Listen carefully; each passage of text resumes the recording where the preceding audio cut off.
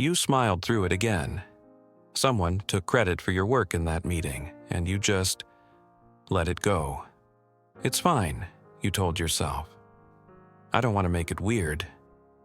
That night, you snapped at your partner over nothing. A dish left in the sink. And you didn't understand why you were so angry, but I do. That reaction wasn't about the dish, it was about the meeting.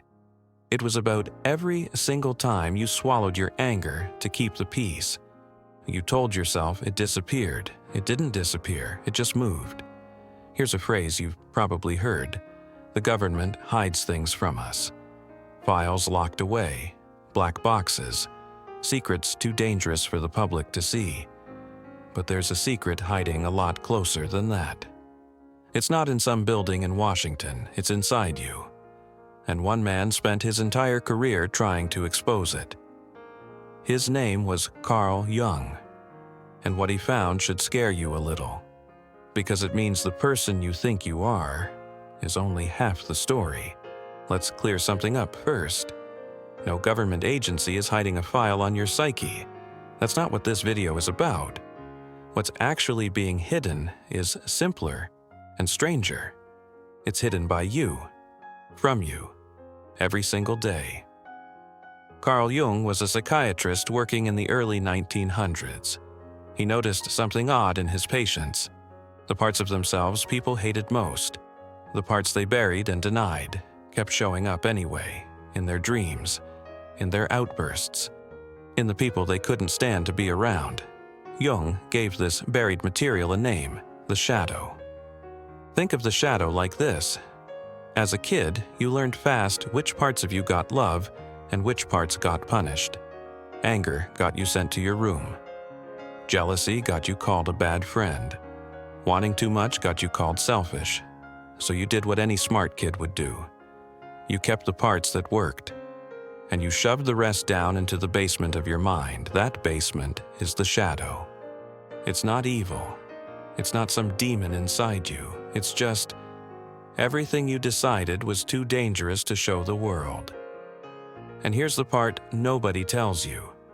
That basement doesn't stay quiet forever. Jung had a word for the opposite of the shadow too. He called it the persona. The persona is your mask. It's the version of you that's polished, agreeable, easy to love. For a lot of you watching this, that mask has a very specific shape. You're the reliable one, the one who never drops the ball, the one who says yes before anyone even finishes asking. If that's you, I want you to hear this clearly. Being a perfectionist isn't really about high standards. Being a people pleaser isn't really about kindness. Both of those are strategies, survival strategies, built a long time ago back when being too much or not enough felt genuinely dangerous. The perfectionist built a persona out of control, because somewhere, sometime, mistakes felt unsafe. The people pleaser built a persona out of agreeableness, because somewhere, conflict felt like it might cost them love. Those masks worked. That's the tricky part. They got you praised. They got you needed. They probably still work most days. But a mask can only hold so much, and everything it doesn't let through has to go somewhere. It goes into the shadow. Now, here's where this gets personal. Because your shadow isn't some abstract idea. It's already active in your life, right now, today. Let's go through the signs, see how many you recognize. Sign 1, the wildly oversized reaction. Someone cuts you off in traffic and you're shaking with rage 20 minutes later. That's rarely about the traffic. That's your shadow using a small trigger to let out something much bigger. Sign 2, secret envy. You see someone else get the promotion, the relationship, the recognition, and underneath your polite congratulations, there's a hot, ugly feeling you'd never admit out loud. That feeling isn't a character flaw. It's information. It's pointing at a desire you've buried, not a desire you should feel ashamed of. Sign 3, the intense dislike of certain people for reasons you can't quite explain. You meet someone and you just can't stand them.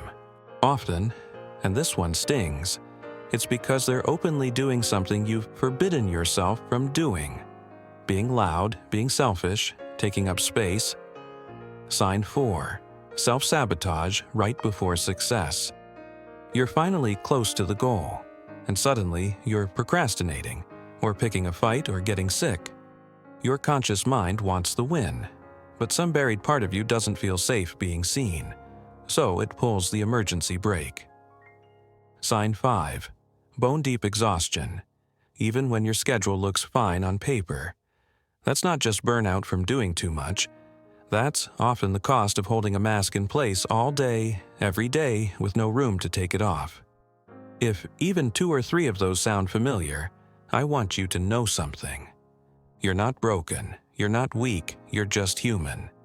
And your shadow has been running quietly in the background this whole time. Let's back up for a second, because none of this happened by accident. Every child is born whole, angry and joyful, greedy and generous, loud and quiet. All of it all at once. Then real life starts. And real life teaches you, piece by piece, which parts of that wholeness are welcome. Maybe anger got you punished, so you learned to swallow it. Maybe ambition got called arrogant, so you learned to shrink it. Maybe needing help got called weak, so you learned to handle everything alone. None of this was your fault. You were a kid, you did the only reasonable thing, you adapted to survive. But here's the catch, you're not that kid anymore. And the rules that kept you safe back then might be quietly running your entire adult life without your permission. That promotion you talked yourself out of. That relationship where you never once said what you actually needed. That business idea you buried because who am I to want that? That's not humility. That's the shadow, still guarding a door that doesn't need guarding anymore. So, what happens if you just leave it alone? Keep the mask on, keep the basement locked? Jung had an answer for that too, and it's the part that should genuinely concern you. What you don't face doesn't go away. It comes out sideways. It comes out as projection. That's the fancy word for it, so let's make it simple. Projection means you take the thing you can't stand in yourself, and you see it in someone else instead. It feels so much safer that way. I'm not selfish, she's selfish. I'm not angry, he's the angry one. It feels true when it's happening. That's what makes it so dangerous. Your brain is genuinely convinced the problem is out there. It also comes out as self-punishment. Some people never explode at others. Instead, the buried anger turns inward. It shows up as relentless self-criticism, as never feeling good enough, no matter what you achieve, as a voice in your head that sounds suspiciously cruel. And eventually, it comes out as a strange kind of hollow success. You've seen this person, maybe you are this person. They hit every goal, great job, great relationship, great house, and they still feel empty because they built an entire life around the mask and never let the rest of themselves come along for the ride. Here's the line worth remembering. What you don't own ends up owning you. Your buried anger doesn't vanish. It leaks into your closest relationships. Your buried envy doesn't vanish. It quietly poisons how you see other people's success. Your buried desire doesn't vanish. It shows up as a restlessness you can't name. Now here's the part most people get completely wrong about the shadow. And it's the part that changes everything. The shadow isn't only made of bad stuff. Jung talked about something called the golden shadow. That's the term for the good things you've buried too.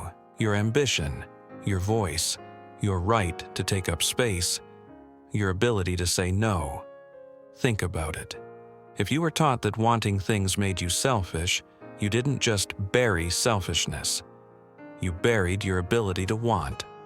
If you were taught that anger made you dangerous, you didn't just bury rage.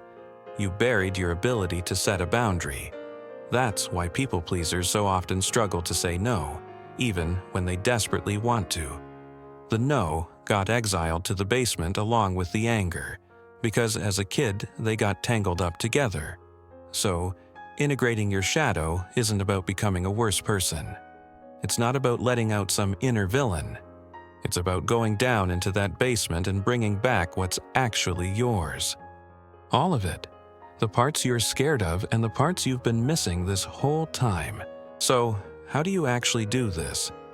Let's get practical because awareness alone isn't enough. You need a process. Tool 1. Catch the oversized reaction.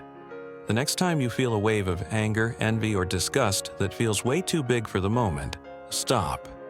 Ask yourself one question. Is this really about right now, or is this old? That single question starts to separate the present from the past. Tool 2. Use irritation as a map. Think of someone who genuinely annoys you. Not someone who's harmed you, just someone whose personality grates on you. Now, ask honestly, what trait is that? Loud, blunt, self-promoting, lazy? Whatever it is, sit with the uncomfortable possibility that this trait exists in you, too, just buried.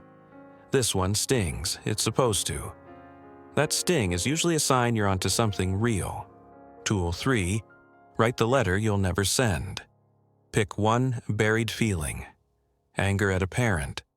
Envy toward a friend. Resentment toward a partner. Write it out, completely uncensored, exactly as it actually feels. No editing for niceness. This isn't about sending it. It's about finally letting that feeling exist on paper instead of underground. Tool 4. Run a tiny boundary experiment. If you're a people pleaser, this one matters most. Pick one small request this week, something low stakes, and say no just once. Notice the discomfort. Notice that the world doesn't end. That discomfort is the muscle you've never used, finally waking up. Tool 5. Name the desire out loud.